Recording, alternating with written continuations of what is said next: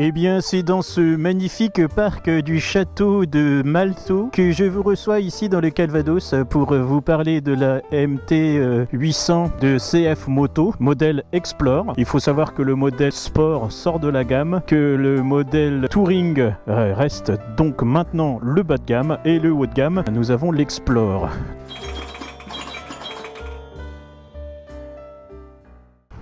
Au niveau ressenti conduite, on est plutôt pas mal.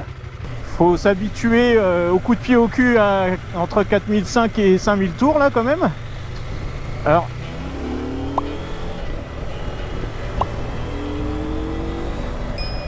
voilà, vous l'entendez là, c'est quand même bien coup de pied au cul. Sonorité qui s'ouvre, c'est vraiment chouette. C'est très gratifiant, on va dire. Après, est-ce que c'est efficace? C'est un moteur qui est beaucoup plus rageur que ce que j'ai l'habitude. Hein.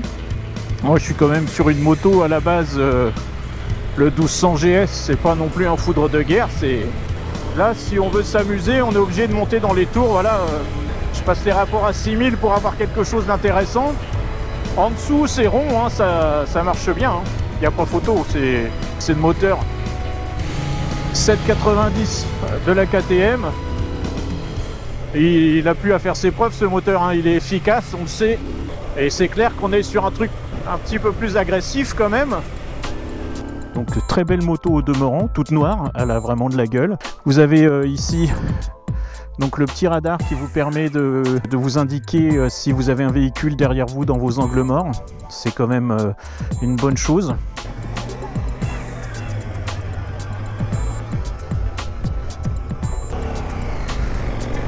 Bien le petit capteur d'angle mort, c'est très intuitif en plus parce que là c'est la deuxième fois qu'il se déclenche et à peine j'ai vu ça, j'ai eu tout de suite le réflexe de tourner la tête du côté qui m'indiquait. Effectivement, il y avait quelqu'un qui est venu se glisser dans mon angle mort sans que je le voie, et ça c'est franchement une bonne chose.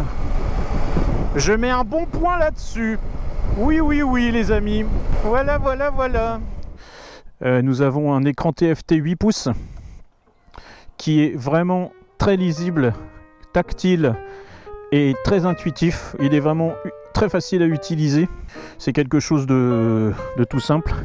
Voilà, je trouve que c'est une moto qui pour son prix, attention, hein, on est en dessous de 13 000 €.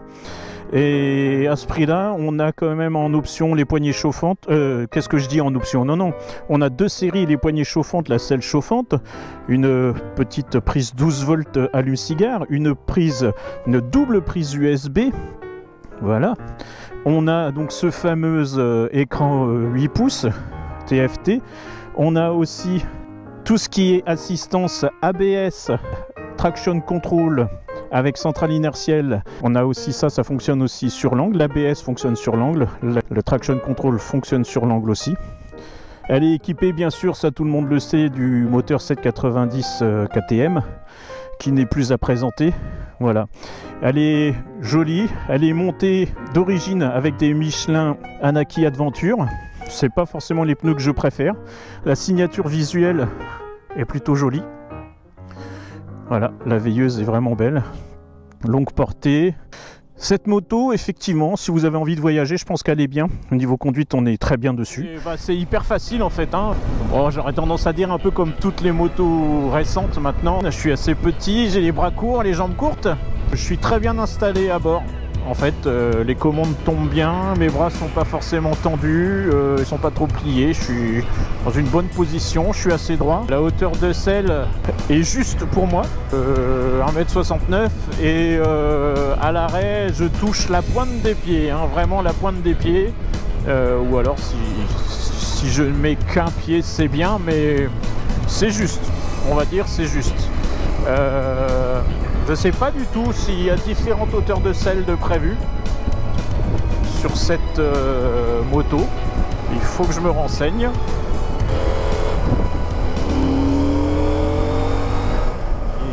Les protège-mains sont un petit peu, voyez-vous, un peu sensibles. J'imagine que ça, une chute, et voilà.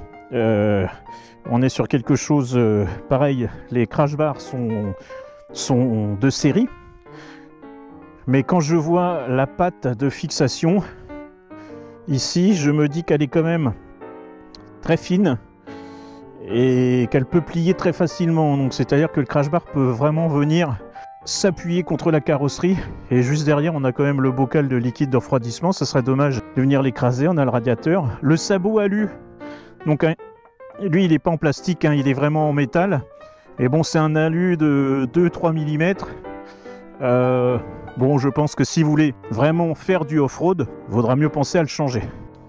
On reste sur du plastique assez fin, je trouve encore. Voilà, les supports valises, eh ben, ils sont plutôt pas mal, hein. Ils ont l'air bien, ils tiennent. Après, c'est de la grosse boulonnerie. C'est sûr qu'on ne fait pas dans le fin. Et le support bagage en plastique me paraît un petit peu aussi léger. Voilà. À voir dans le temps comment ça vieillit.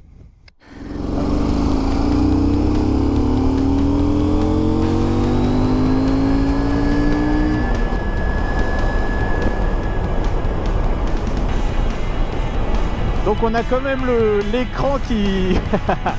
on a l'écran qui clignote rouge, l'écran TFT qui clignote rouge quand on arrive à la zone rouge. Donc l'alerte elle est là.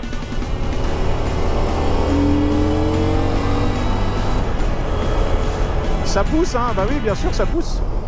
Différents modes de conduite qui sont accessibles directement par le petit bouton FN qu'il y a là. Hein, FN, je ne sais pas ce que ça veut dire, mais... Maintenant, des boutons FN, on en trouve partout, je ne sais pas pourquoi. Tant que ce n'est pas des boutons RN, bon, ne faisons pas de politique. C'est cela, oui. Donc on peut accéder aux différents modes juste par le bouton là, et avec la poignée, donc Sport, Rain, Off-Road. Ça c'est pour avoir les 3 modes principaux. Et après, on peut avoir des modes supplémentaires, mais là, il faut rentrer plus dans le menu, et ce coup-ci, il faut utiliser la tablette. Parce que on n'est plus sur un compteur TFT, hein, on n'est plus sur... non, on est sur une tablette là. Hein. Il y a plein d'options, il y a plein d'applications. On peut mettre l'Apple CarPlay dessus. Apparemment, moi je n'ai pas essayé, mais l'Apple CarPlay fonctionne très bien. En revanche, Android, c'est un peu plus compliqué. Il faut une application tierce sur le téléphone.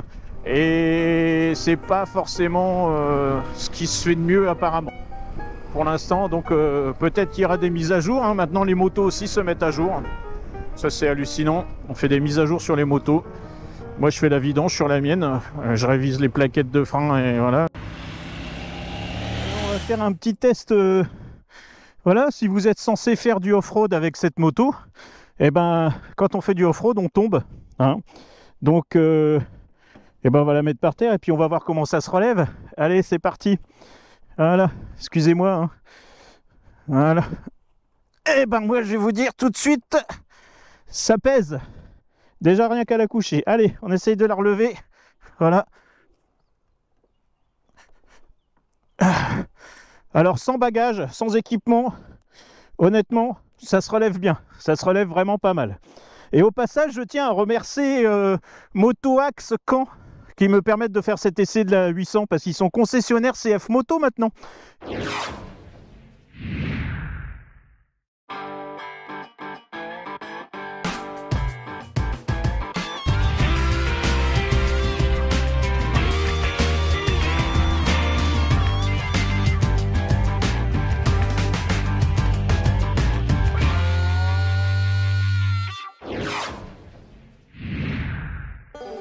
Et oui, non seulement ils sont concessionnaires Fantic, mais ils sont concessionnaires Zontes aussi.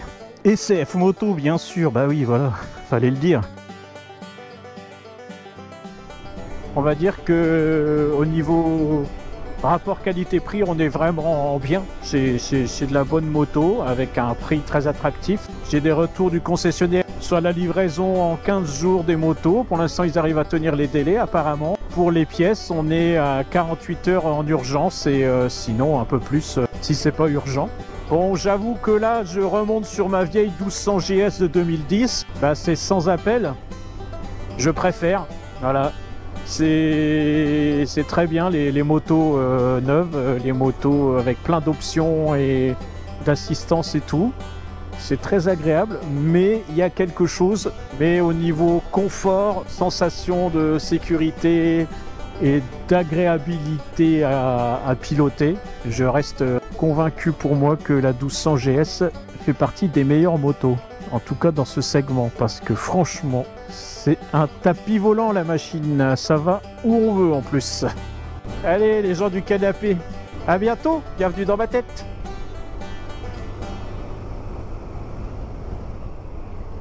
On n'aura pas trop déconné sur cette vidéo, il y a des jours on n'a pas forcément le 1. Voilà, pourquoi, on sait pas.